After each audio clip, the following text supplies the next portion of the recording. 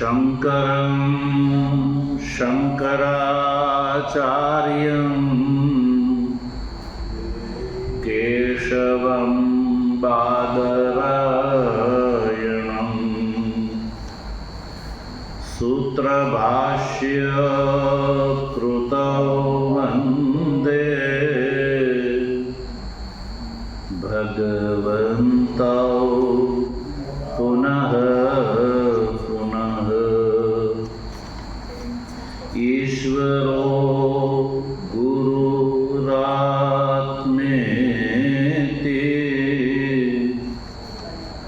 मूर्तिभेद विभागिने व्योमवद् व्याप्तदेहाय दक्षिणामूर्तये नमः। ॐ शान्ति शान्ति शान्तिः।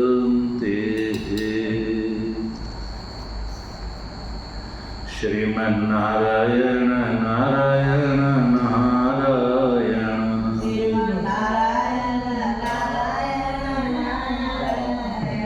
श्रीमन्नारायण नारायण नारायण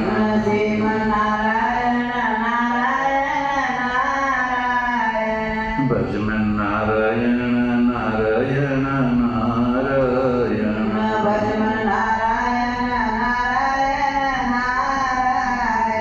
भजमन्नारायण नारायण नारायण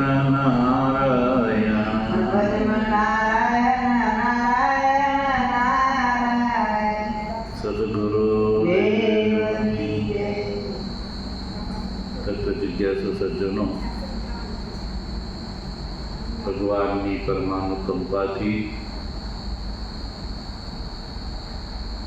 આચાર્ય ભગવત્પાદ ભગવાન શંકરાચાર્યજી દ્વારા વિરચિત ભજગોવિંદમ સ્તોત્રના 18મા શ્લોકનો આપણે વિચાર કરી રહ્યા છીએ. कुरुते गंगा सागर गमनम व्रत परिपालन मथवा दानम ज्ञान विहीने सर्वमनेन मुक्तिं न भजति न जन्म शतेन. भज गोविंदम गोविंदम भज मूढ़मते. आ श्लोक में સ્તોત્રકાર આચાર્ય કર્મ જે છે એ મોક્ષના હેતુ નથી, એટલે કે સાક્ષાત મોક્ષના હેતુ. તો મોક્ષમાં સાક્ષાત હેતુ કોણ છે? તો કયું? જ્ઞાન. કોણ છે? જ્ઞાન. ज्ञानादेव तो कैवल्यम ऋते ज्ञानात् न मुक्ति इत्यादि अनेक श्रुति वाक्यों એવું કહે છે કે જ્ઞાનનું સાક્ષાત્કાર, કૈવલ્ય મોક્ષનું સાક્ષાત્કારણ જ્ઞાન છે. શું છે? જ્ઞાન છે. જ્ઞાનને પોતાની ઉત્પત્તિ માટે કર્મની જરૂર છે, પણ ફળ માટે કર્મની જરૂર નથી. જ્ઞાન મોક્ષરૂપી ફળ પ્રદાન કરવામાં કર્મના સહકારની અપેક્ષા નથી રાખતું. જ્ઞાન પોતાની ઉત્પત્તિ માટે કર્મની અપેક્ષા રાખે છે. એટલે જ્ઞાન પ્રાપ્ત કરવા માટે મનુષ્ય પહેલા અધિકારી થવું પડે છે, અને એ અધિકારીપણું કર્મ અને ઉપાસનાથી આવે છે.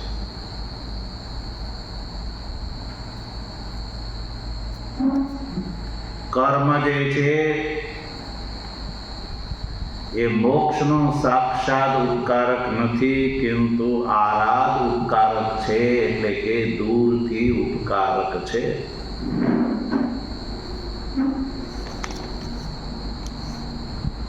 કર્મથી અંતઃકરણની શુદ્ધિ થાય છે. શું થાય છે?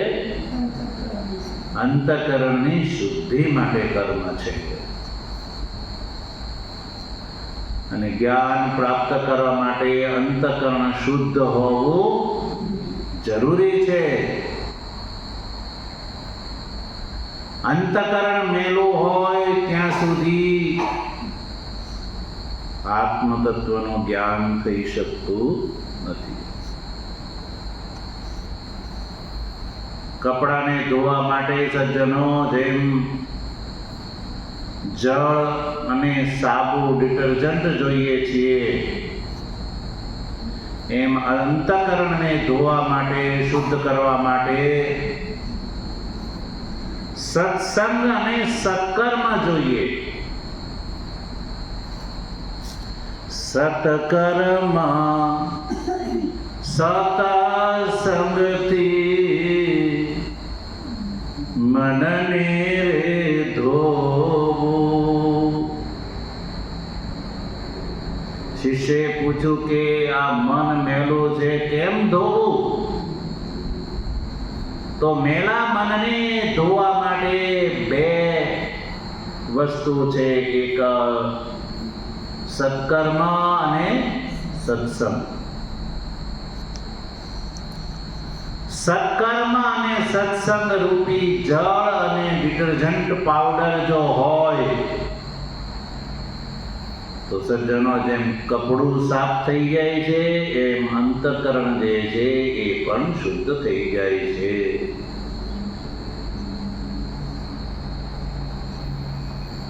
એટલે જ્યાં સુધી અંતઃકરણ શુદ્ધ ન થાય ત્યાં સુધી જીવે સારા કર્મો, સત્સંગ છે, વ્રત છે, જપ છે, તપ છે, તીર્થ છે, સેવા છે, દેવારાધન છે, આ બધાય સારા કર્મો કરતા રહેવું જોઈએ. અને શુદ્ધ થયા પછી એને છોડવાની વાત આવે તો ખબર કેમ પડે અંતઃકરણ શુદ્ધ થયું? એ તો અંતઃકરણ શુદ્ધ થાય ત્યારે સમજો મોહરૂપી કલીલ કીચડ દૂર થઈ જાય છે.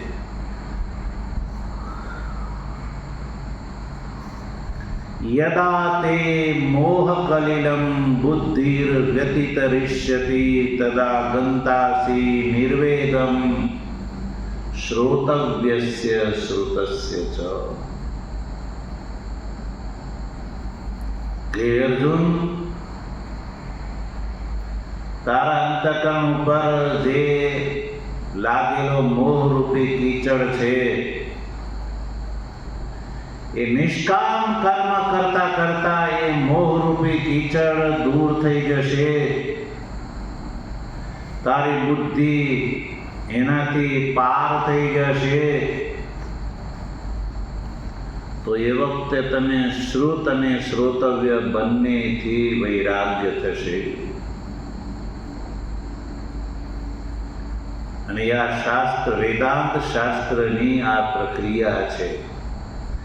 પરીક્ષલોકાન કર્મચિતાન બ્રાહ્મણો નિર્વેદમાયા નાસ્ત્ય કૃતકૃતેના તદ વિજ્ઞાનાર્થમ સ ગુરુમેવાભિગચ્છેત સમિત્પાણિ શ્રોત્રિયમ બ્રહ્મનિષ્ઠમ. શું કરવું જોઈએ? તો કહ્યું લોકોની પરીક્ષા કરવી જોઈએ. કર્મચિતાન લોકાન પરીક્ષ્ય બ્રાહ્મણ નિર્વેદમાયાત. સંપૂર્ણ સંસાર જે છે એ કર્મનું ફળ છે. એટલે જ એનો નાશ થઈ જાય છે. લોકોની પરીક્ષા કરી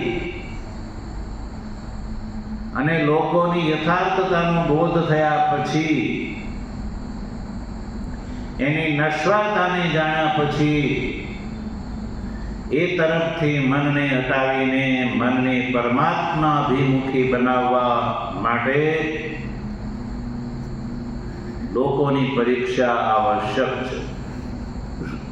પરીક્ષાનું ફળ છે કે કર્મના ફળ સ્વરૂપે પ્રાપ્ત થતો આ લોક પરલોક જે છે એ નાશવંત છે, ત્યાંથી પાછું આવવું પડે છે. એટલે જે સમાપ્ત પ્રાય હોય, નાશવંત હોય, એમાં મન લગાડવું જોઈએ. એટલે એનાથી વિરક્ત થઈને નિર્વેદમ આયા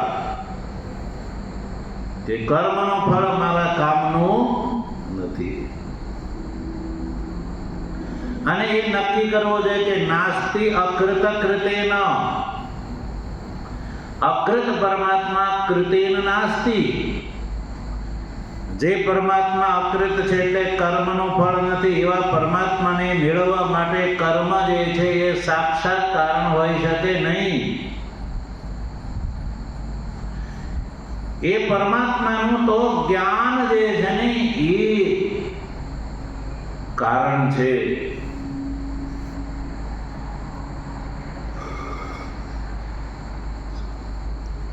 એટલે કહ્યું કે તદ વિજ્ઞાનાર્થમ, તદ એટલે આત્મતત્વને જાણવા માટે ગુરુમ એવ અભિગચ્છે, ગુરુનું જ અભિગમન કરે. ગુરુના ચરણમાં રહીને સેવા શુશ્રૂષા દ્વારા એનાથી આ સત્સંગ જ્ઞાનનો લાભ લેવાથી આ વાતનો જીવને બોધ થાય છે. એટલે ગુરુનું શરણ પરમ આવશ્યક માનવામાં આવે છે. અંતકરણ જ્યારે શુદ્ધ થાય છે, નિર્મલ થઈ જાય છે, ત્યારે શુદ્ધ અંતકરણની અંદર આત્મ તત્વ વિષયની જિજ્ઞાસા થાય છે. અને જિજ્ઞાસુને માટે એક જ સાધન છે ગુરુની ઉપસક્તિ, એટલે ગુરુનું શરણ.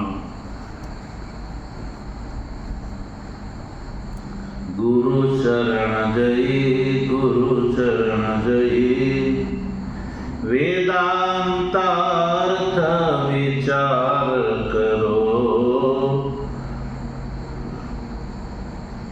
વેદાંતના અર્થનો વિચાર કરો ગુરુના શરણમાં રહીને. આપણે આજે કરી રહ્યા છીએ શેનો વિચાર છે? વેદાંતના અર્થનો વિચાર છે. વેદાંત શાસ્ત્ર શું કહે છે એની આપણે ચર્ચા કરીએ છીએ. વેદાંતનો અર્થ જે છે એ ગુરુથી શ્રવણ કરવાથી જલ્દી સમજાય છે.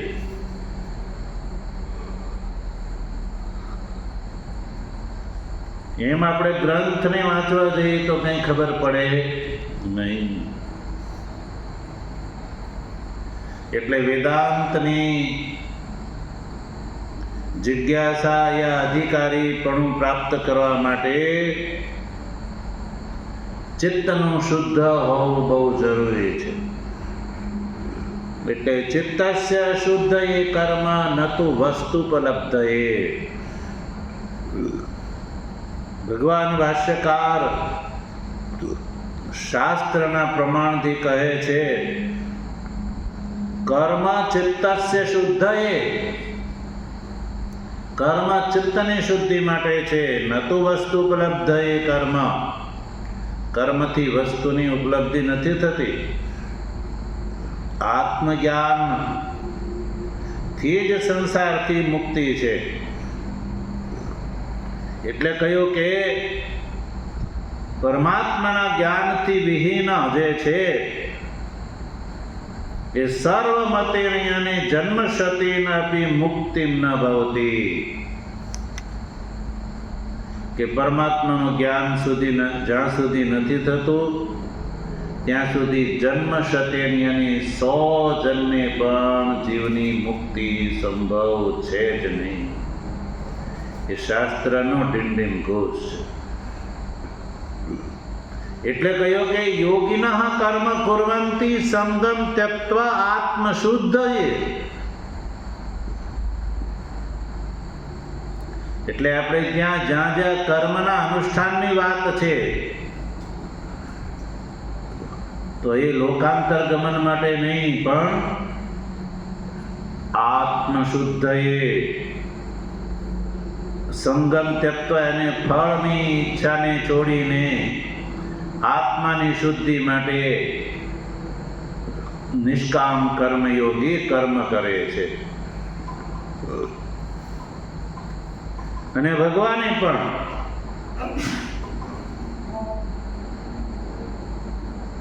ગીતાની અંદર નિસંગ થઈને ફળની કામના કર્યા વગર જે કરવામાં આવતા જે કર્મો છે એને આત્મશુદ્ધિમાં કારણ માન્યા છે.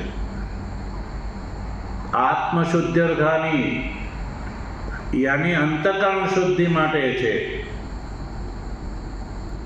બોધોન્ય સાધનેભ્યો હિ સાક્ષાત મોક્ષેક સાધનમ પાપસ્ય વન્નિવત જ્ઞાનમ વિના મોક્ષો ન સિદ્ધતિ. કે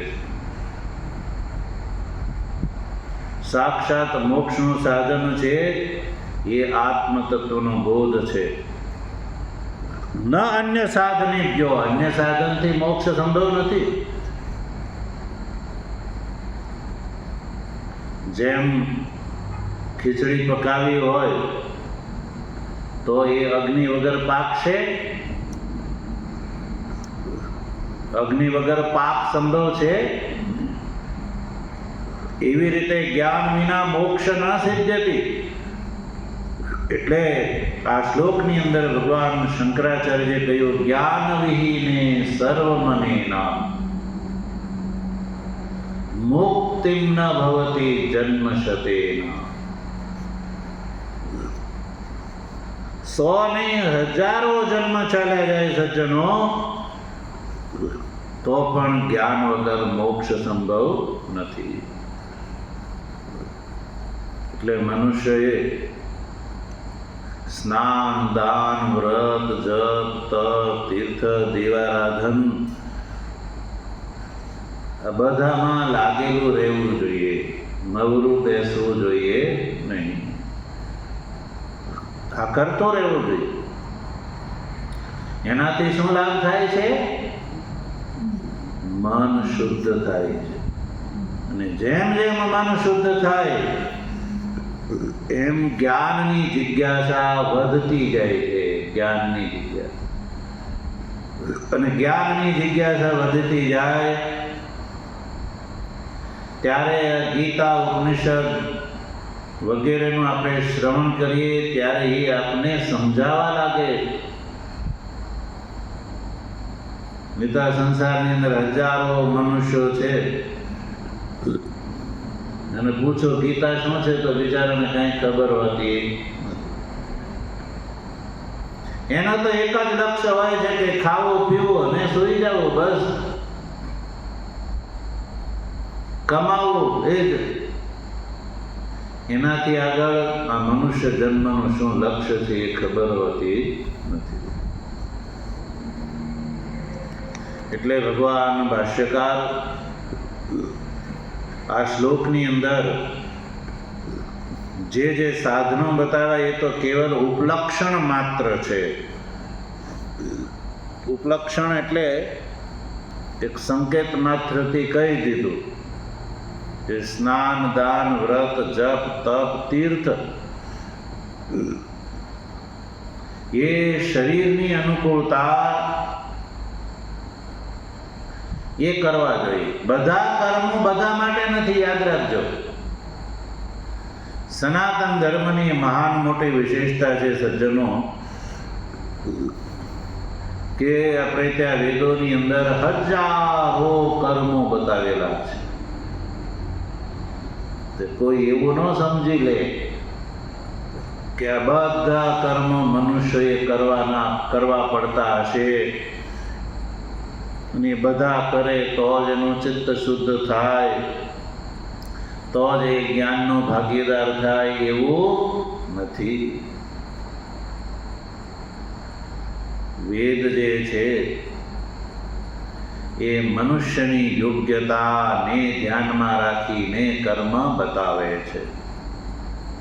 એવું નથી કે બધાને એક હરખા કર્મ થોપી દીધા હોય. જેમ બીજા મજહબો છે, વાડાઓ છે, પંથો છે, એમાં એક જ માર્ગ, ભાઈ આ ઉપર જ તમારે ચાલવાનું, આ જ કરવાનું એમ. પછી ઓલાની યોગ્યતા હોય કે ન હોય એને એ જ કરવું પડે છે. ત્યારે આપણે ત્યાં એવું નથી સજ્જન. યજ્ઞ કઈ બધા ના કરી શકે, યજ્ઞ બધા ના કરી શકે. યજ્ઞ કરવા માટે 18 વ્યક્તિ જોઈએ. કેટલા? 18 વ્યક્તિ. 16 ઋત્વિક જોઈએ અને એક યજમાન અને યજમાનની પત્ની. આમ 18 મળી ને યજ્ઞ કરી શકે છે સજ્જન. અને યજ્ઞ માટે ધન જોઈએ, સમય જોઈએ, પદાર્થો જોઈએ, વ્યવસ્થા જોઈએ.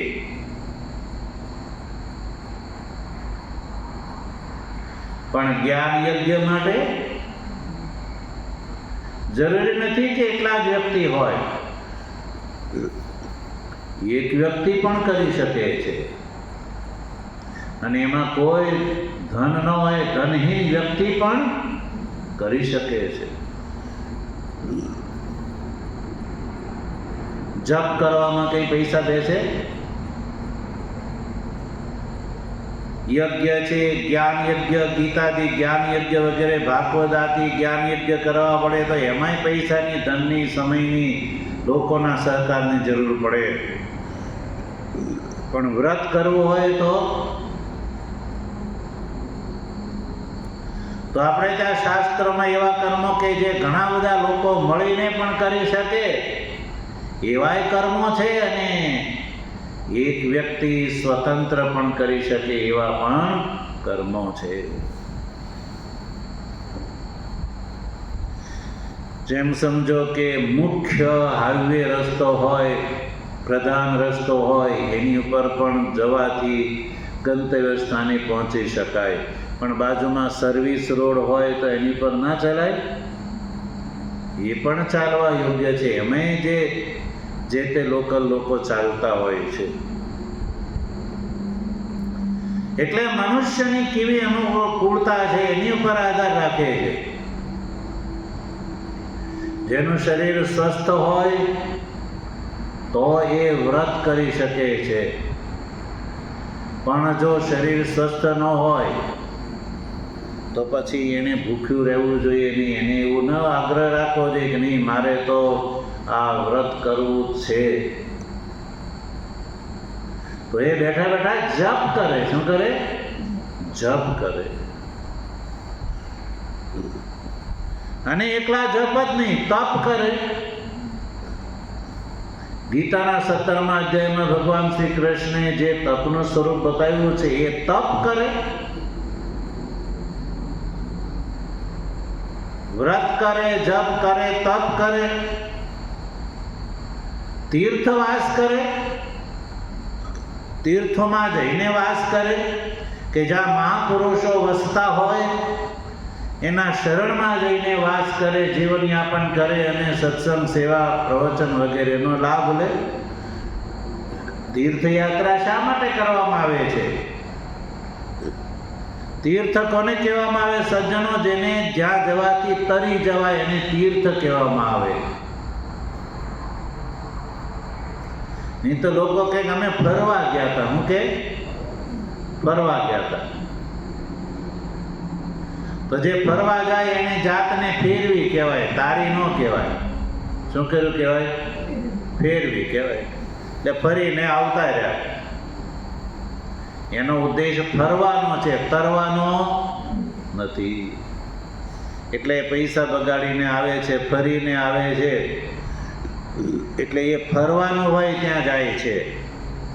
અને જે તરવા જાય છે ને એ તો જે થકી તરી શકાય એવું કરે.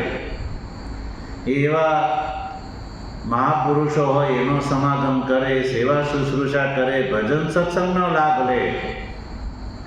અને જે ફરવા ગયા હોય તો કે અમારે તો એવો ટાઈમ જ નથી, અમારે તો ફલાણે જવાનું, અહીં જવાનું, ત્યાં જવાનું.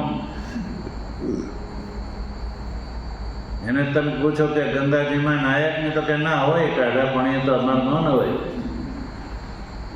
તો એ ફરવા ગયા કહેવાય ને? હું કહ્યું તર્યા ન કહેવાય. જાત્રા એનું કહેવાય, નામ કહેવાય કે જ્યાં જવાથી તરી જવાય. એટલે તીર્થાટન જે છે એ માટે પણ સજ્જનો ધન જોઈએ અને સમય જોઈએ. બધા તીર્થયાત્રા કરી શકતા પણ સેવા બધા કરી શકે છે. પણ સેવા બધા કરી શકે છે. સેવા છે, હાથવગી છે, પણ છતાંય જીવોથી થતી નથી. અભાગી જીવો છે ને, એમ તમે કઈ કામ બતાવ્યું, ગયા હું તો ગયા તો મને કામ બતાવ્યું. શું કે કામ બતાવ્યું?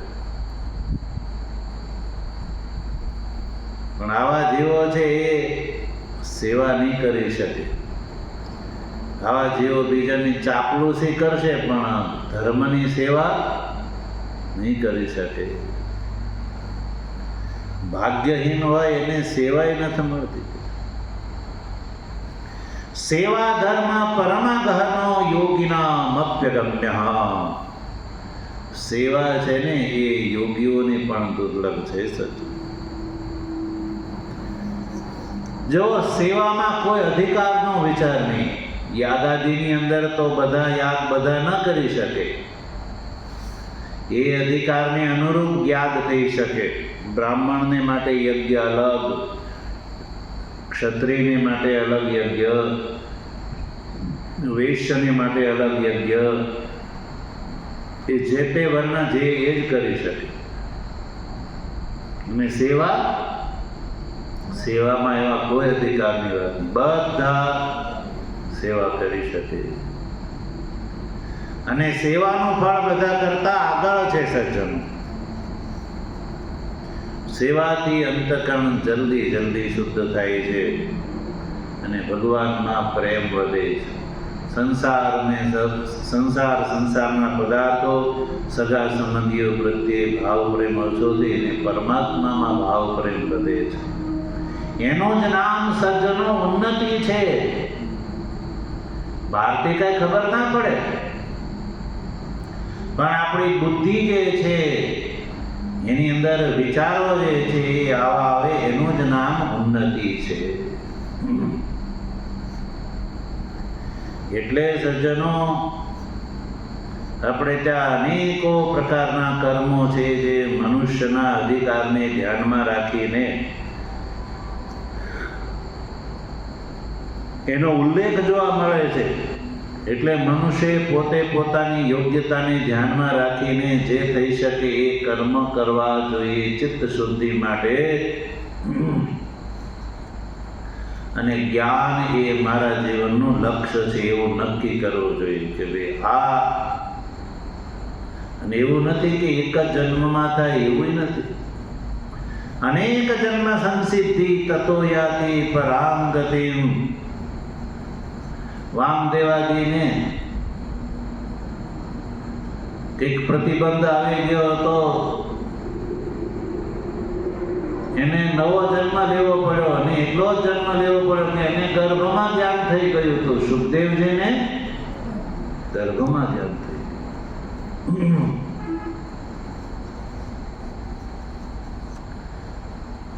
એટલે જન્મ જે છે સજ્જનો એ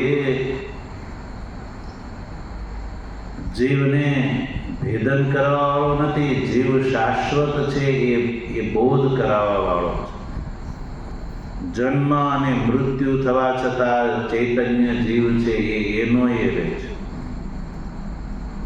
અને એને જ્યાં સુધી ઓળખવામાં ન આવે ત્યાં સુધી ભગવાન ભાષ્યકાર કહે છે કે મુક્તિમ ન ભવતી જન્મશતેન.